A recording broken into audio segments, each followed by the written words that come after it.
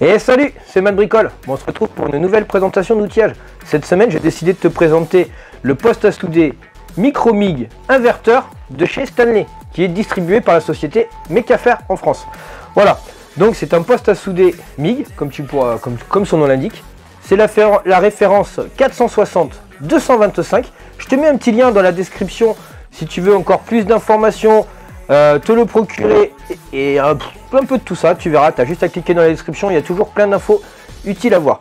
Donc ce poste est livré avec, bien sûr, le poste. Il y a également la torche MIG qui est livrée avec. On va avoir la pince de masse que j'ai laissée sous l'établi, malheureusement. Et on va retrouver un petit marteau-brosse. Alors comparé aux autres petits marteaux-brosses qu'on a généralement avec les postes à souder qui sont assez light, assez légers, celui-là il est quand même plus gros, a une bonne prise en main et on sent que les poils de la brosse métallique sont quand même assez costauds. Et donc là je ne l'ai pas reçu moi avec, mais normalement il y a également un masque à souder, donc un petit masque que tu tiens à la main, tout ça. Mais bon, moi je préfère avoir le masque auto-tintant comme celui-ci, que tu peux régler tout ça, ce qui t'évite que tu aies besoin tu peux avoir ta deuxième main de libre. Donc maintenant on va parler directement du poste. Donc c'est un poste qui est prévu pour marcher avec du fil fourré, donc il fonctionne sans gaz. Un MIG sans gaz, parce qu'il y a du MIG avec gaz aussi, mais on n'en est pas encore là. Donc il fonctionne avec des bobines de fil fourré de 0,8 et de 0,9 mm, et le diamètre de la bobine est de 10 cm. Il a une intensité de soudage qui est réglable de 15 à 100 ampères, avec la petite molette qui sont juste ici.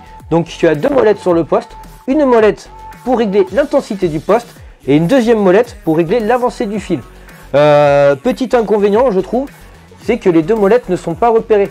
Donc ça serait quelque chose de bien quand même de mettre une petite signification à côté. Donc ce poste est quand même assez petit, assez compact. Il a un poids quand même de 12,2 kg. Donc tu pourras quand même facilement le transporter pour aller sur tes chantiers, faire tes dépannages, le bouger dans ton atelier à droite à gauche. Mais bon, en général, les postes à souder sont quand même toujours assez lourds. Il est équipé d'une protection thermostatique contre les surchauffes. C'est-à-dire que quand tu vas trop se servir de ton poste, au bout d'un moment, il va se bloquer lui-même pour éviter tous les problèmes qui pourraient être dus à la surchauffe. Ce poste est équipé de la technologie inverteur, qui est basée sur donc du coup trois principes. Il y a l'anti-stick pour éviter que quand tu viennes souder, ça ne colle. Il y a également l'arc force par rapport à la modulation du courant, c'est-à-dire que ça va moduler ton courant pour que tu aies toujours une puissance de sortie d'alimentation du poste qui va être régulée. C'est comme ça que du moins que moi je l'interprète. Il y a également la fonction Hot Start qui te permet un amorçage facile de la pièce. Donc c'est bien sûr ce poste-là est un poste que tu pourras brancher sur ta prise à la maison. Il fonctionne en 220. Mais si tu es sur des chantiers et que tu veux le faire fonctionner du coup avec un groupe électrogène, il te faudra un groupe électrogène qui sorte une puissance de 5,5 kW. C'est une information qui est pratique à savoir parce que des fois quand tu te retrouves sur des chantiers que tu n'as pas les moyens de tirer de rallonge, ça peut être intéressant quand même. Donc du coup on va passer à certaines caractéristiques du poste, par exemple la longueur de la torche. Donc la longueur de la torche, on part du poste, on est à peu près à une distance de 1,80 m approximativement.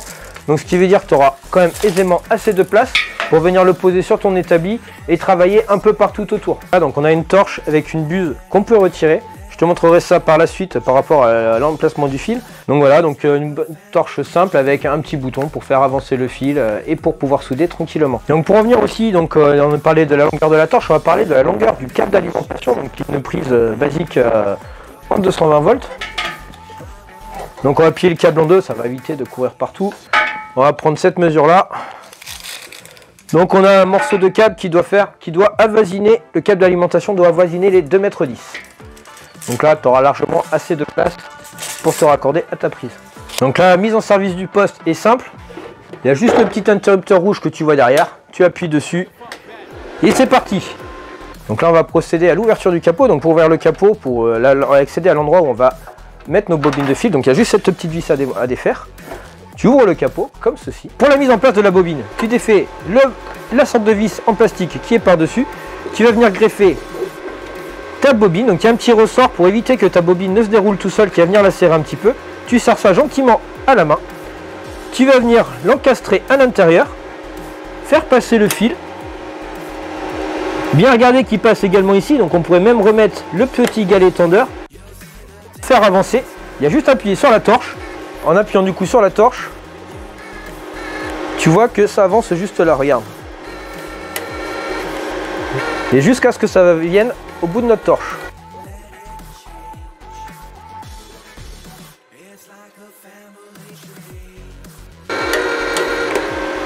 Donc voilà, donc là on est arrivé en butée. On arrive en butée, ça veut dire que ton fil est bloqué au bout de ta torche. Donc ce qu'on va faire, c'est juste venir retirer un peu ça. Alors moi je trouve que c'est plus facile à le faire en dévissant. Et on va venir dévisser juste le petit embout de la torche. Des fois ça peut arriver que ça bloque ici si c'est mal coupé ou quelque chose. Tu vois, l'embout est juste là. On va rappuyer un peu pour le faire sortir. Et tout simplement le rectupser dedans. Voilà, faire en sorte qu'il dépasse juste au bout. Le revisser gentiment à la main. Et puis on n'a plus qu'à remonter notre torche. Et puis c'est bon. Et puis maintenant, tu vois, ça sort bien. Donc je te disais, moi j'utilise des bobines de fil de diamètre 10, donc 10 ou 100 mm, 10 cm, du 0,9 mm de diamètre de fil. Il y en a quand même, ça pèse déjà 1 kg cette bobine de fil, et donc tu peux voir que c'est pour souder au MIG sans gaz. Ce que je te disais tout à l'heure par rapport au bouton, donc celui du bas correspond à l'avancée du fil.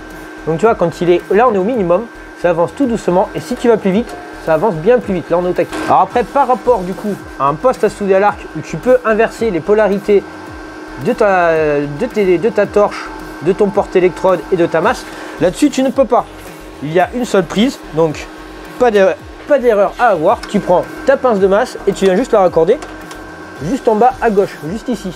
Et bien sûr raccorder ça à ton établi ou à la pièce métallique que tu auras envie de souder. Que dire de plus? Il y a un petit voyant de marche sur la façade avant, un petit témoin de surchauffe au cas où pour t'indiquer qu'il y a un problème de surchauffe. Donc maintenant ce que je te propose, c'est qu'on passe directement aux essais, mais avant on va commencer à se protéger. Donc mettre une tenue ignifugée, donc pour éviter que tes vêtements prennent feu. On va également prendre un masque de soudure et puis des gants. Donc je t'avoue, moi ce que j'aime bien avec les casques, tu vois, ces petits casques là, c'est que tu peux le faire tout sans main, tu vois, juste à, comme ça, et puis tu es au top. Donc je t'avoue que je commence avec ce poste là, donc je ne suis pas encore spécialement habitué au réglage, et on va commencer nos soudures.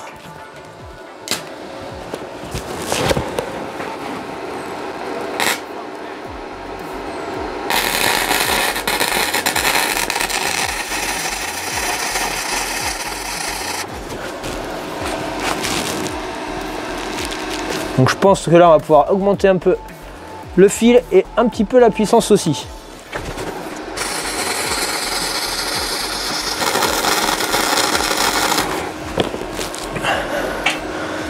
Voilà, hein, c'est une première soudure, donc tu vois au début à la fin ça commence à chauffer un peu plus qu'au début, donc à mon avis j'ai dû un peu trop monter l'intensité ou pas assez sortir le fil. Enfin on va ajuster tout ça et puis on va continuer à refaire des essais.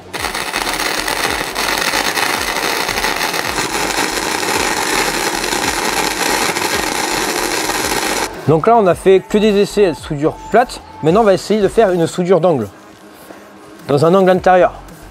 Donc pour ça je vais juste prendre un petit bout de ferraille et je vais venir le pointer. Donc pour l'angle je vais augmenter un peu mon intensité et je vais venir souder ma platine comme ceci.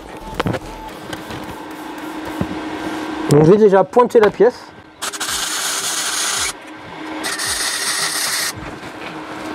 Voilà.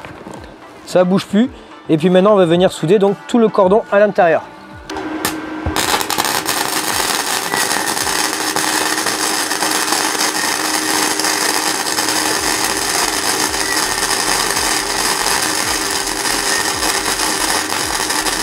Joli cordon de soudure. Bon on a quand même, alors ça c'était avant, hein, fais pas gaffe, hein. Joli cordon de soudure. On a quand même pas mal de projections, chose qu'on aurait, mais c'est parce que c'est un poste sans gaz. Avec un poste à gaz, on aurait moins de projections que ça. Mais tu marques que la soudure est quand même super jolie. Après, tu le rappelles celui-là, on le voit dans quasiment toutes mes vidéos de test, de présentation d'outillage. Donc là, tu vois, je l'avais tronçonné ou découpé, je sais plus, avec la scie sabre. Donc on va essayer de reboucher ça pour voir. Il y a mon doigt à travers. Et pour voir ce que ça peut donner, tu vois, si on peut vraiment attaquer des grosses sections. Donc du coup, petit bilan, tu vois. Ça, c'est donc un morceau de l'IPE qu'on vient de découper. Donc celui-là, je l'ai soudé des deux côtés. Voilà, et tu peux voir donc la soudure, elle est à ce niveau-là. Là. Donc en fait, au milieu, il y a juste un petit morceau qui n'a pas été soudé. Donc on est quand même sur de 8 mm d'épaisseur, donc ça commence à faire une grosse structure quand même. Sur ce petit bout qui est là, donc qui a été soudé qu'un côté, bon c'est vraiment le bout, mais tu vois que on est arrivé quand même, on l'a quand même bien attaqué, donc on peut quand même souder de la grosse structure avec, à condition de pouvoir souder des deux côtés. Voilà, cette présentation touche à sa fin. Donc petit bilan à chaud, c'est une très bonne machine. On a vu qu'on a pu souder du 3 mm aussi bien que du 8 sans problème. Donc c'est une petite machine que tu pourras transporter partout, donc sur tes petits chantiers, sur tes petits trucs comme ça, que tu pourras facilement caser dans un coin du coffre du camion où tu veux. Tu pourras le transporter facilement. Il parle de 12 kg, mais franchement, je suis même sûr que ça pèse un peu moins. À mon avis, les 12 kg, on est plus sur le produit du packaging complet avec le masque et tous ces accessoires-là, même si la bobine de fil fait déjà elle-même 1 kg. Pour moi, c'est quand même une machine qui a l'air d'être super intéressante. Si on sait souder à l'arc avec ça, on n'aura aucun problème. Juste histoire des petites projections, mais après, à mon avis, il y a une histoire de réglage à peaufiner que je ne maîtrise pas encore, vu que j'ai tout juste le poste.